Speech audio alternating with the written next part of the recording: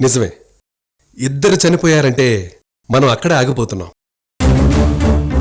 ఓ పంచే, ఒకవేళ సంతోష్ జీపు నుంచి పడిపోయి బతుకుంటే ఆ యాంగిల్లో కేసుని ఇన్వెస్టిగేట్ చెయ్యి.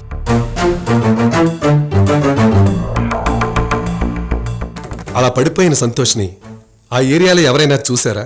చూసి బ్రతికించారా? లేదు. చూడు, బెటర్ రిజల్ట్స్ ఉండొచ్చుగా. ఏమంటావు? Sir, thank you very much sir.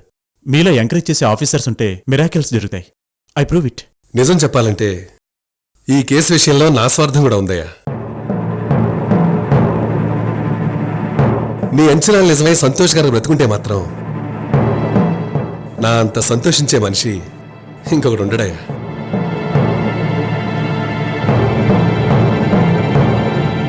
ఆ అమాయకురాల ఐశ్వర్యకి నేనివ్వబోయే అద్భుతమైన గిఫ్ట్ ఇదే అవుతుంది. ఓకే సార్, ఉంటాను సార్.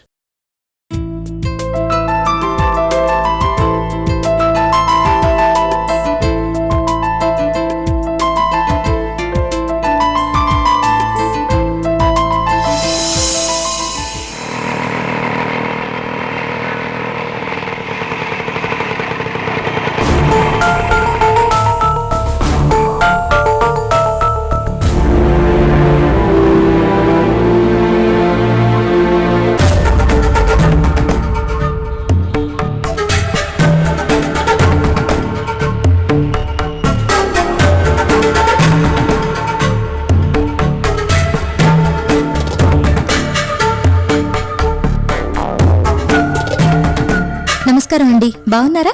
బాగున్నానమ్మా. కూర్చోండి, ఇప్పుడే వస్తాను.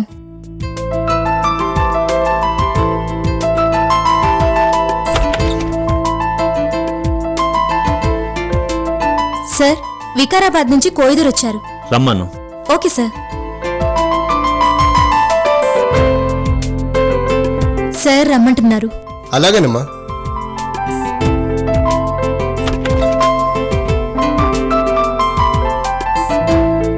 నమస్కారం దొరా.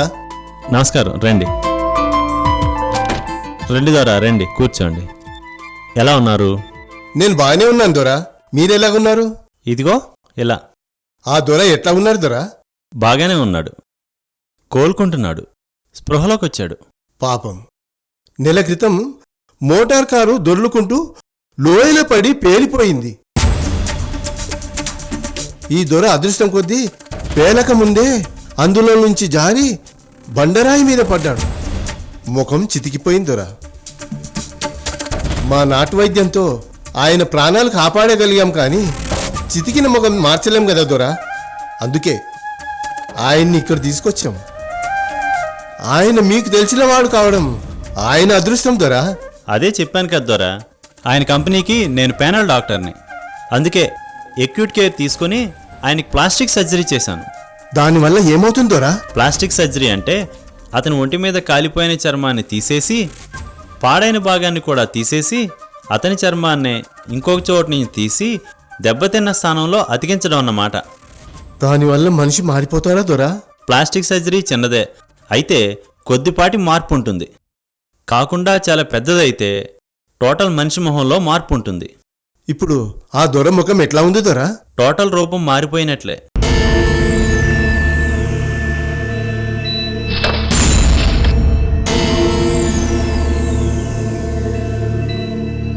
ఇది నువ్వు తీసుకొచ్చిన సంతోష్ మొహం.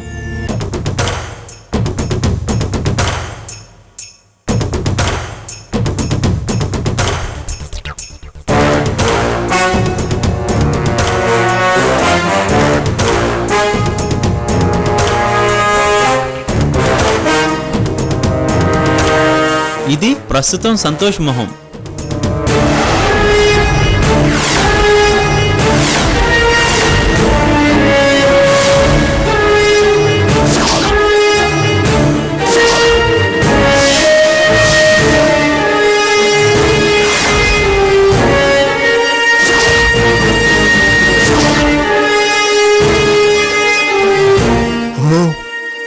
చాలా తేడా వచ్చింది కదా దొరా? అవును. మరి స్పృహలోకి వచ్చినారంటున్నారు కదా, వాళ్ళని కలిశారా దొరా? లేదు కోయిదొరా, ఇక్కడ పెద్ద సమస్య వచ్చింది. ఆయన చాలా పెద్ద కంపెనీకి ఓనర్, మంచి ఫ్యామిలీ. కానీ 2 నెలలుగా ఆయన చాలా కేసుల్లో ఇరుక్కున్నారు. చేయని తప్పుకి చాలా దారుణంగా శిక్షించబడ్డారు. ఇప్పుడు పోలీసులు అతని కోసం వెతుకుతున్నారో, వదిలేశారో, లేకపోతే ఆయన చనిపోయాడనుకొని కేసు క్లోజ్ చేశారో ఏమైందో తెలియదు. ఇలాంటి పరిస్థితుల్లో ఇంట్లో వాళ్ళకి చెప్పినా అది 10 మందికి తెలిసే అవకాశం ఉంది. అందుకే ఇంతవరకు సంతోష్ విషయం ఆయన భార్యకే చెప్పలేదు. తను టోటల్ కాన్షియస్, అదే స్పృహలోకి వచ్చాక తను ఎలా చేయాలనుకుంటే అలా చేయని. మనం మాత్రం బయట పెట్టకూడదని అనుకున్నాను. ఒకసారి దొరని చూడాలనుకుంటున్నాను. చూడొచ్చా స్వామి? By all means. దానికి అభ్యంతరం ఏముంటుంది? పదండి చూద్దరు గాని.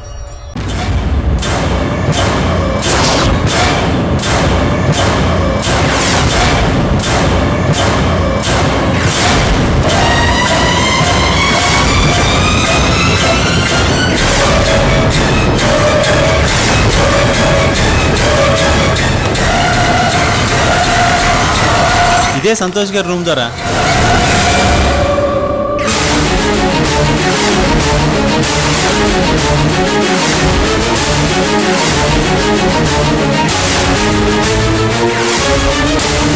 Santosh, Santosh, Santosh, Santosh, Santosh, Santosh.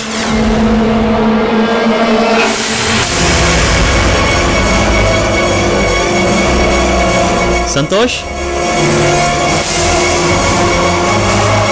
Sister, sister, sir, ఈ బెడ్ మీద పేషెంట్ సంతోష్ ఏమయ్యారు? ఏమో సార్, నాకు తెలీదు. సర్లే నువ్వెళ్ళు. Okay sir. డామెట్, ఎవరికి తెలియకుండా ఎక్కడికి వెళ్ళిపోతాడు? అసలు ఏమైపోయాడు? ఎక్కడికి పోయాడు? పోలీసులకు లొంగిపోయాడా? పగ తీసుకోవడానికి వెళ్ళాడా? లేక తన భార్యను చూడడానికి వెళ్ళాడా?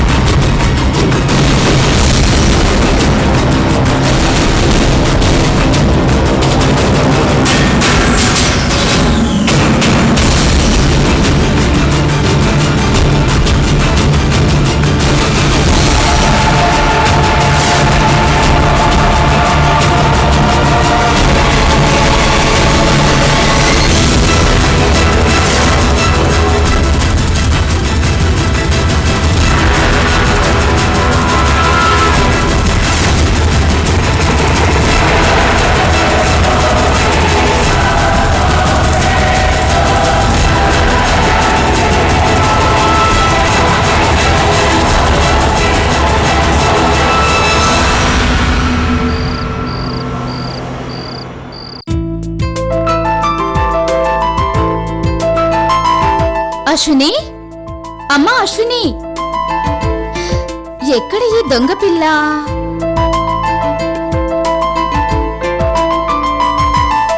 ఎక్కడ దాక్కుంది దొంగ అశ్విని? పాలు తాక్కుండా ఎక్కడ నక్కింది అశ్విని? అపూర్వ, నీతో ఓ విషయం మాట్లాడాలనుకుంటున్నాను. చెప్పండి. నీకు అరుంధతి ఎలా పరిచయం?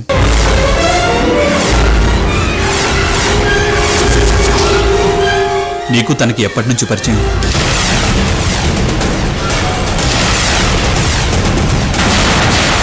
అరుంధతికి నీ మీద కోపం, అధికారం చూపించేంత చనువు ఎలా వచ్చింది?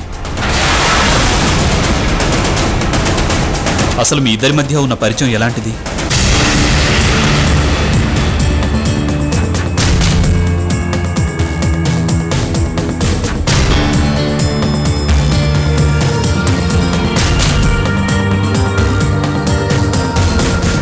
చెప్పపూర్వ, నీ సమాధానం ఎలాంటిదైనా అది వినడానికి, తట్టుకోవడానికి నేను సిద్ధంగా ఉన్నాను. చెప్పు, అసలేం జరిగింది? చెప్పు పూర్వ, పర్వాలేదు. ఎలాంటి విషయాన్నైనా నేను తట్టుకోగలను. చెప్పు చెప్పు పూర్వ, చెప్పు. యాక్చువల్గా నేను అమ్మా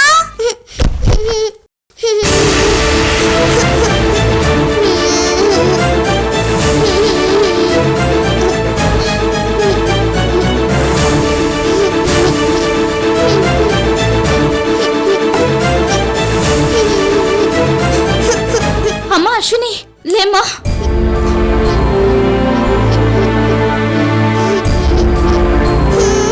అమ్మో రక్తం, ఏంటమ్మా ఇది?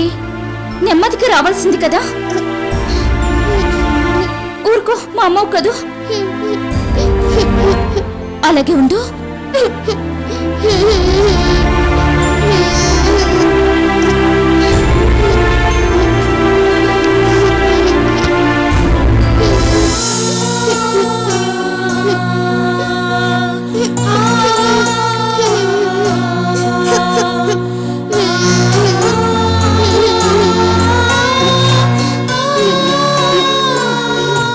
తగ్గిపోతుందమ్మా నా బంగారం కాదు.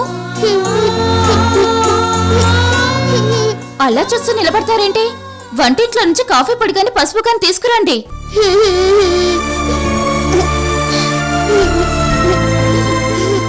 అయ్యో తగ్గిపోతుందమ్మా. డాక్టర్కి ఫోన్ చేయండి. అయ్యో మా అమ్మ కదూ. ఊరుకోమ్మా. చిన్న తల్లికి ఎంత దెబ్బ తగిలిందమ్మా. ఏం లేదు నాన్న, తగ్గిపోతుంది తగ్గిపోతుంది, ఏడవకు. ఇంకా ఇక్కడే ఉన్నారేంటి? వెళ్ళరే. రక్తం చూడండి ఎలా వస్తుందో.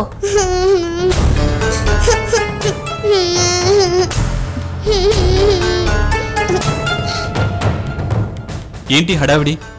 నువ్వెందుకంత టెన్షన్ పడుతున్నావు? పాపను ఎందుకంత టెన్షన్ పెడుతున్నావు? వదిలే.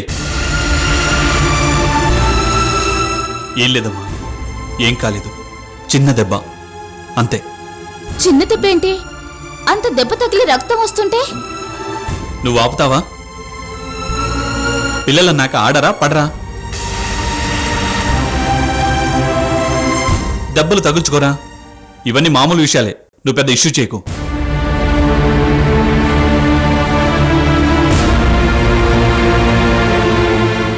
ఏం లేదు నాన్న. అశ్విని, ఇది చాలా చిన్న దెబ్బ. కాసేపే నొప్పి ఉంటుంది అంతే, తర్వాత తగ్గిపోతుంది. సరేనా? అయినా నా బంగారు తల్లికి ఇదసలు దెబ్బే కాదు. నువ్వు సోల్జర్ అవ్వాలనుకుంటున్నావు కదా. సోల్జర్స్ ఇంత చిన్న దెబ్బలకి ఏడుస్తారా? లేదు కదా. That's good. Good girl. అది నా అశ్విని అంటే. ఇప్పుడు నువ్వు అసలైన సోల్జర్వి. వెళ్ళు, వెళ్ళి పడుకో. ఉదయం కల్లా తగ్గిపోతుంది. మీ ఉద్దేశం నాకు అర్థమైంది. నా మీద ఏదైనా కోపం ఉంటే నన్ననండి, అంతేగాని పసిదాని మీద చూపిస్తారే. అంత రక్తం వస్తుంటే ఏం లేదని చెప్పి ఎలా పంపిస్తారు? కన్న బిడ్డతో అంత నిర్దాక్షిణ్యంగా, అంత రాక్షసంగా ఎలా బిహేవ్ చేయగలుగుతున్నారు? ఏం చేయమంటావు? చెప్పు, ఏం చేయమంటావు? ఈరోజు నువ్వు ఉన్నావు కాబట్టి ముద్దు చేస్తావు, గారం చేస్తావు. రేపు నువ్వు వెళ్తే అప్పుడెవరు చూస్తారు? ఎవరు గారం చేస్తారు? ఈ రోజుకి పోనీ అని వదిలేయొచ్చు, కానీ అది సెన్సిటివ్గా మారి మేమెవరో నచ్చక నువ్వే కావాలని అడిగితే, బెంగ పెట్టుకుంటే? ఈ ప్రశ్నలకు నా దగ్గరైతే సమాధానం లేదు. నీ దగ్గరుంటే నీ ఇష్టం.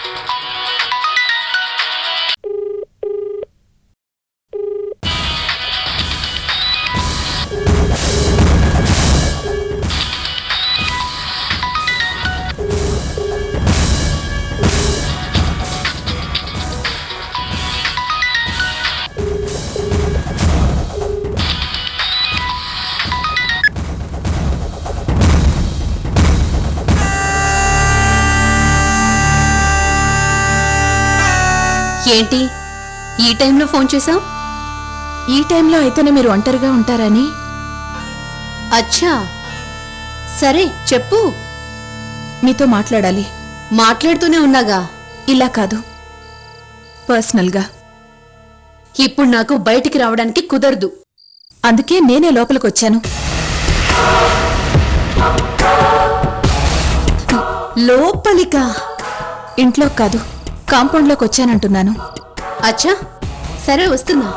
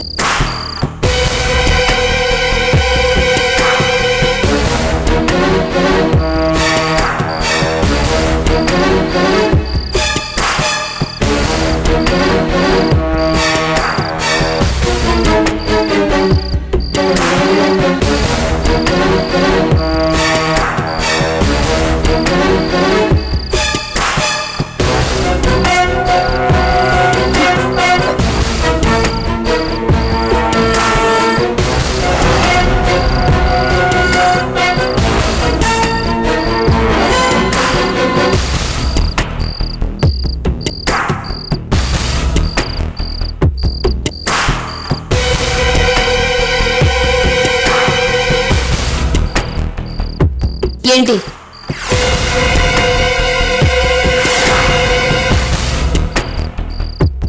అదే మేడం, అనుమానం మీ మీద రాకుండా మొత్తం నా నెత్తినేసుకొని వెళ్ళిపోయా కదా మేడం.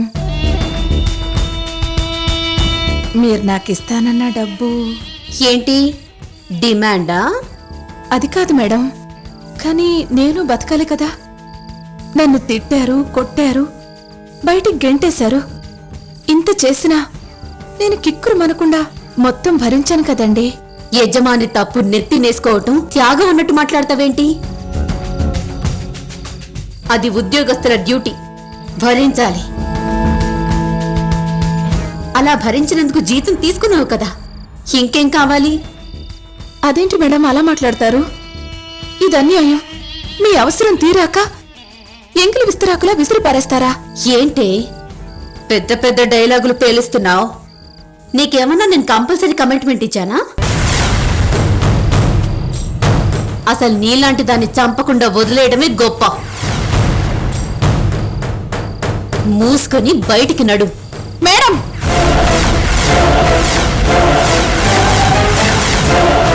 బెదిరిస్తే బెదిరిపోయి వెనక్కి వెళ్తానని మాత్రం అనుకోకండి. ఇటు నుంచిటే నేరుగా అలేఖ్య గారిని కలిశాననుకోండి.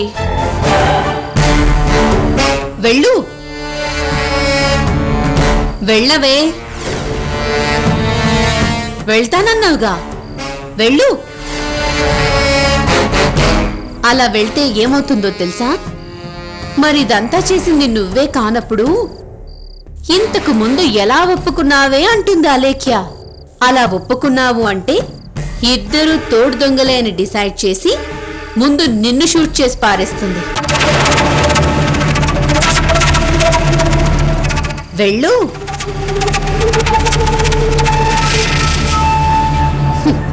క్రైమ్ చేయడం చాలా easy Neelambari.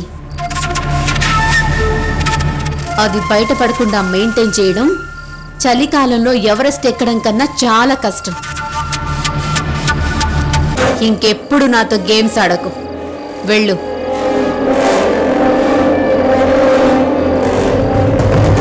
Madam, please madam, ఇక్కడ జరిగిన దానికి ఇంకెక్కడా నేను తలెత్తుకోలేకుండా ఉన్నాను.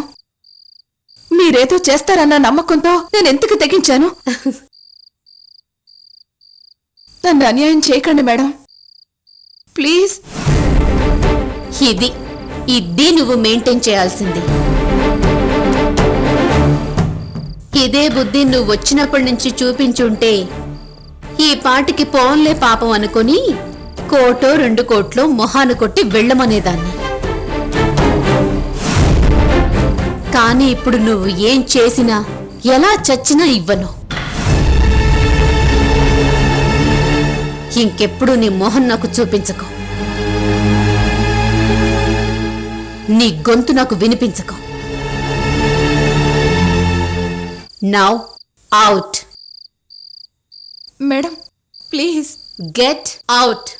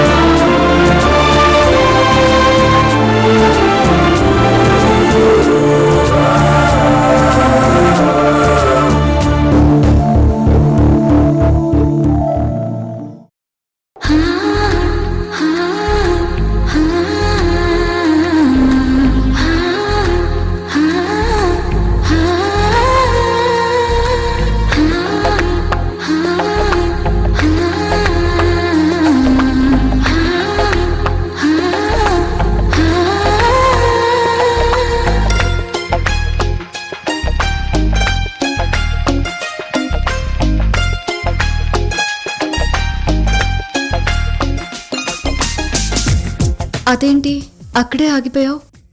లోపలికి రా.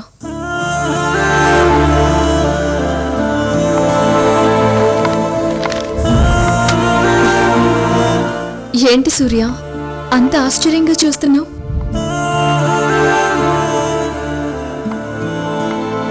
లేదు. ఇందులో ఆశ్చర్యపోవాల్సిందేముంది? Yes, I mean it. భార్యాభర్తల మధ్య దాపరికాలు రహస్యాలు ఉండకూడదని నేను నమ్మేదాన్ని. ఆ దాపరికం నువ్వు చూపించావనే కదా నీతో నేను ఇన్ని రోజులు గొడవ పడింది. ఇప్పుడు నేనే నా మనసులో ఉద్దేశం దాచిపెడితే ఎలా?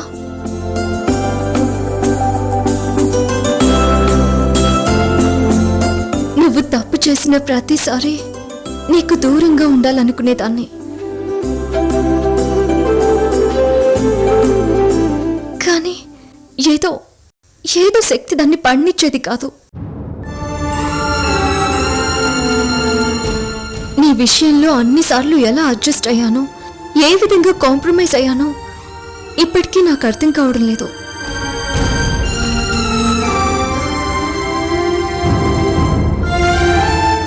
బహుశా భార్యాభర్తల బంధం అంటే ఇదేనేమో. నీకు విడాకులు ఇద్దామనుకున్నాను.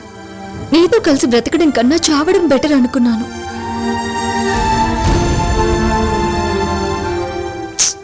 కానీ ఏం చేయలేకపోయాను. సూర్య, పెళ్లికి ముందు మనం కలిసిన మొదటిసారి నుంచి ఈ క్షణం దాకా, ఈ క్షణమే కాదు, నాది చచ్చే వరకు ఒకటే ఆశ, ఒకటే ఆశయం. నా మొగుడు నాకే సొంతం కావాలని. అంతే. నా సిద్ధాంతాలకి విలువలకు నేనెలా కట్టుబడున్నానో నువ్వు అలానే కట్టుబడున్నావు. ఇంతకుముందు ఐశ్వర్య విషయంలో, ఇప్పుడు అపూర్వ విషయంలో అది ప్రూవ్ అయింది.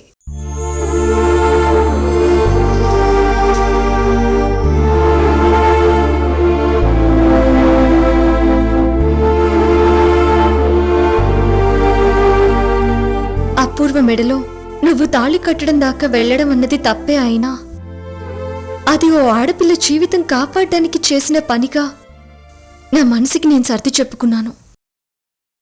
ఆ విషయంలో నేనెంత స్ట్రగుల్ ఫీల్ అయ్యానో నువ్వు అంతే ఫీల్ అయ్యావు. నేను నిన్ను అపార్థం చేసుకున్నా, దూరం పెట్టినా, నిందించినా నువ్వు మాత్రం నన్నెప్పుడూ గౌరవిస్తూనే వచ్చావు సూర్య. నాకు విలువిస్తూనే వచ్చావు.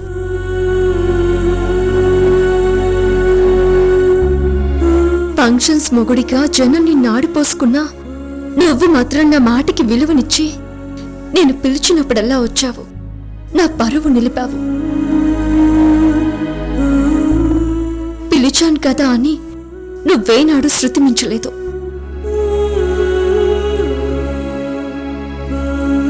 బయట కోరిక తీర్చుకునే అవకాశం ఉండి కూడా నిబ్బరంగా నిలబడ్డావు.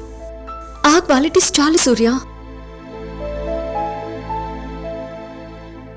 నువ్వు చేసిన మిగతా చిన్న చిన్న తప్పులన్నీ మర్చిపోవడానికి. అందుకే నీతో కలిసి కాపురం చేయాలనే నిర్ణయం తీసుకున్నాను.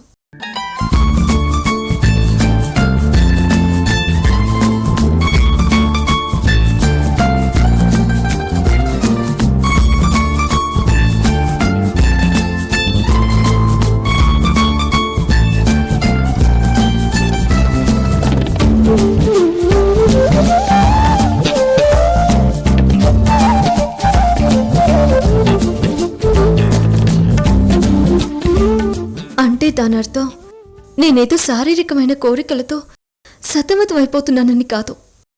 నాకు వాటి మీద పెద్ద ఇంట్రెస్ట్ లేదు. కానీ నా గురించి నీ ఇంట్రెస్ట్ని, నీ జీవితాన్ని శాసించటం, నీకు సంసార జీవితంలో దక్కాల్సిన ఆనందం లేకుండా చేయడం మాత్రం చాలా అన్యాయం అనిపించింది. నీలో ఏ తప్పు లేనప్పుడు నువ్వు సన్యాసిలో ఉండిపోవడం భావ్యం కాదనిపించింది.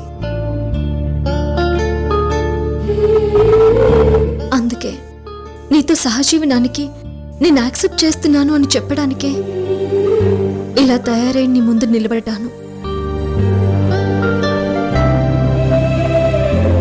మన పెళ్లినాడు నేనెంత సిన్సియర్గా, ఎంత మనస్ఫూర్తిగా ఉన్నానో ఇప్పుడు అంతే సిన్సియర్గా ఉన్నాను.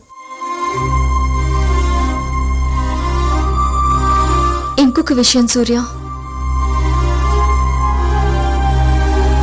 నేను సిద్ధంగా ఉన్నాను కదా అని నువ్వు వెంటనే మనసు మార్చుకోనక్కర్లేదు. నువ్వు నాతో ఎలా ఉండాలనేది నువ్వే నిర్ణయించుకో. అది పూర్తిగా నీ ఇష్టం, అంతే.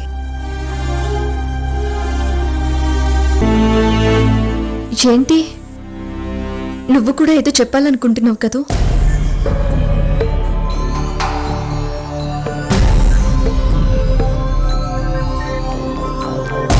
చెప్పు సూర్య, పర్వాలేదు, చెప్పు.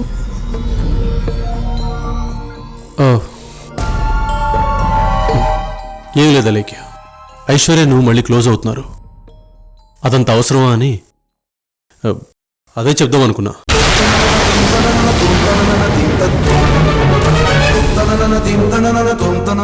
నీది ఐశ్వర్యది ఒకే మెంటాలిటీ. ఎంత తొందరగా కలిసిపోతారో అంత తొందరగానూ శత్రువులు కూడా అవుతారు. అందుకే చెప్తున్నాను, ఇంతకు ముందులా మీ ఇద్దరు ఎవరికి వాళ్ళుగా ఉంటే సరిపోతుంది. జస్ట్ కలిసినప్పుడు హాయ్ హలో చెప్పుకుంటే చాలు.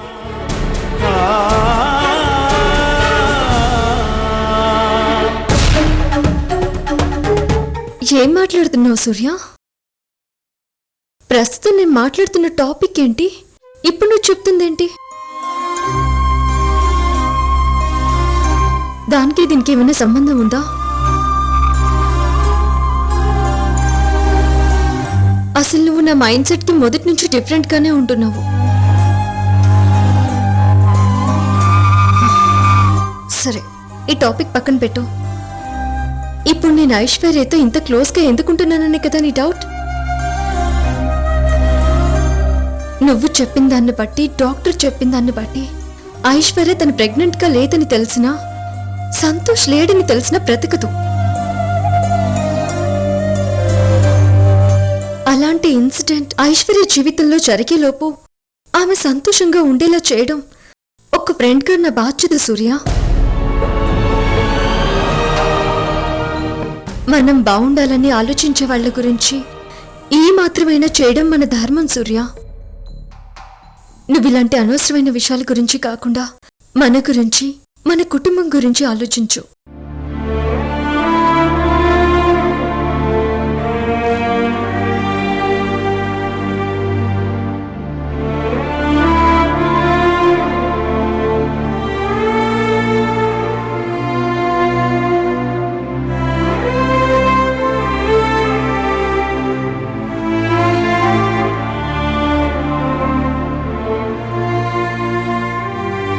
భగవంతుడా, ఏంటిది? సంతోషించాలో బాధపడాలో అర్థం కాని పరిస్థితుల్లో పడేశావు. నేను ఏ తప్పు చేయనప్పుడు నన్ను అనుమానించి దూరం పెట్టి, ఇప్పుడు ఐశ్వర్య విషయంలో నా ప్రమేయం లేకుండా తప్పు జరిగాక దగ్గరవటానికి ప్రయత్నిస్తుందేంటి? ఇప్పుడు నేనేం చేయాలి? తప్పు చేశాను కనుక దూరంగా ఉండాలా? తెలిసి చేయలేదని దగ్గరవ్వాలా? జరిగింది చెప్పి దోషిగా మారాలా? దాచి మోసం చెయ్యాలా? ఏం చేయాలి? ఏం చెయ్యను? ఏం చెయ్యను?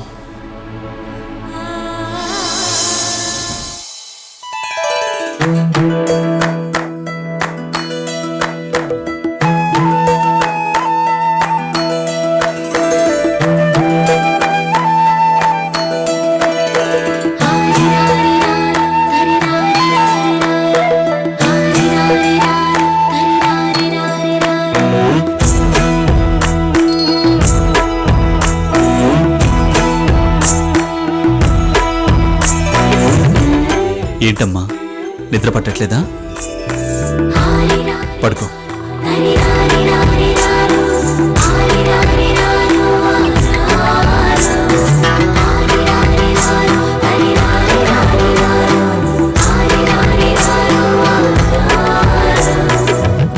ఏమైందమ్మా? పడుకో, డాడీకి ఇంకా పనులున్నాయి. ఏంటి తల్లి, ఏమైంది? ఎందుకు నిద్ర రావట్లేదు? డాడీ, నాకు ఇక్కడ నిద్ర రావటం లేదు. నిద్ర రావట్లేదా? ఇక్కడ నా దగ్గర నీకు నిద్ర రావట్లేదా? లేదు డాడీ, నేను అమ్మ దగ్గరికి వెళ్ళి పడుకుంటాను. నో, కుదరదు. పడుకో. Daddy please daddy. వద్దని చెప్పాను కదా, పడుకో. ఇప్పటికే చాలా ఆలస్యమైంది. పడుకో.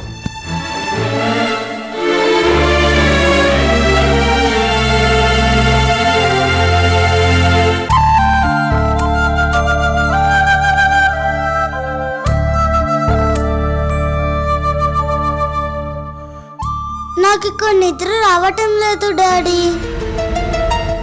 ఏంటి ఏంటి నిద్ర రావట్లేదా? పెదవేషాలు వేస్తున్నావా? ఆ? ఇన్నాళ్ళు హాస్టల్లో ఒంటరిగానే పడుకున్నావుగా, అప్పుడొచ్చి నిద్ర ఇప్పుడెందుకు రావట్లేదు? పోన్లే పాపం అనుకుంటుంటే పొగరు ఎక్కువ అవుతోంది. డోర్ మూసుకొని పడుకో. నేను అమ్మ దగ్గరే పడుకుంటాను డాడీ. అమ్మా అమ్మా.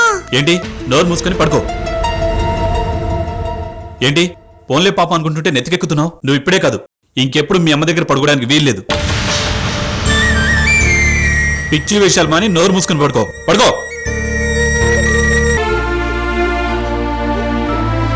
పసి పిల్లండి అది. మీ కూతురు కన్న బిడ్డ అంత చిన్న పిల్లతో అంత కఠినంగా ఎలా ఉండగలుగుతున్నారు? ఓ 4 రోజులు అశ్విని నా దగ్గర పడుకుంటే తప్పేంటి? ఏమవుతుంది? నువ్వే అంటున్నావు 4 రోజులని. అలాంటిది దాన్ని నీ దగ్గరికి ఎలా పంపించమంటావు?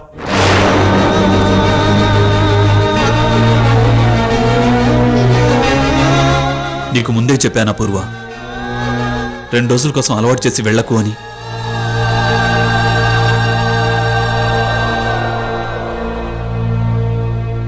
పసి మనసు తట్టుకోవటం కష్టం అని. నేనంటే తట్టుకోగలిగాను.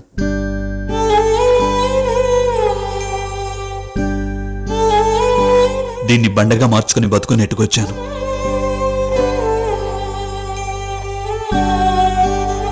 కానీ నా కూతురు నా అంత మొరటుది కాదు, చాలా సెన్సిటివ్.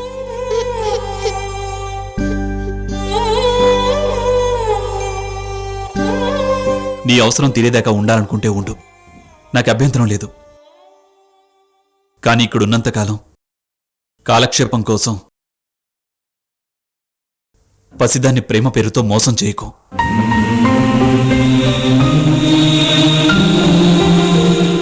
నువ్వు వెళ్ళాక నీ మీద బెంగతో దానికేమన్నా అయితే తట్టుకోవడం నా వల్ల కాదు.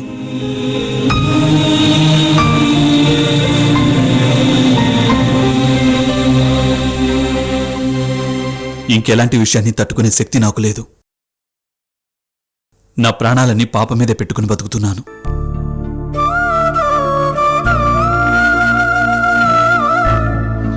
తనకేమన్నా అయితే నేను తట్టుకోలేను.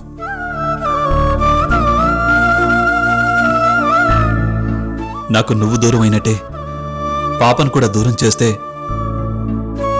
చూస్తూ ఊరుకోవడం నా వల్ల కాదు.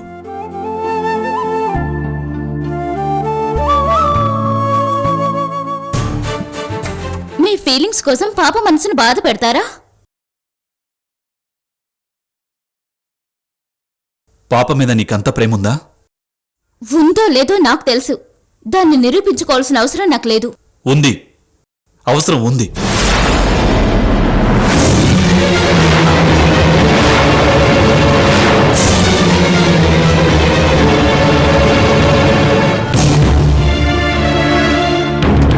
If you really love somebody, show it.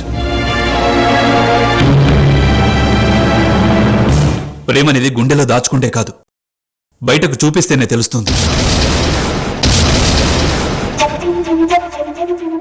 కుక్క పిల్లకు కూడా తల నిమిరితేనే తెలుస్తుంది యజమాని తనని ప్రేమిస్తున్నాడని.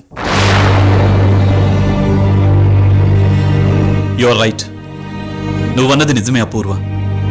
పాప మీద నీకెంత ప్రేముందో నాకు నిరూపించక్కర్లేదు. కానీ నీకు నువ్వు నిరూపించుకో. ఫస్ట్ డిసైడ్ యువర్ సెల్ఫ్ అపూర్వ.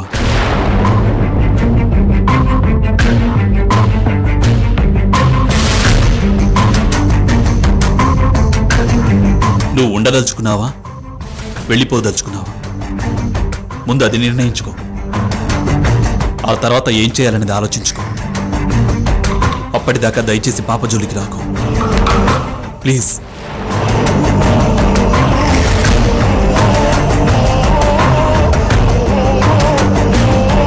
ఇప్పటికే పొద్దుపోయింది, వెళ్ళి పడుకో.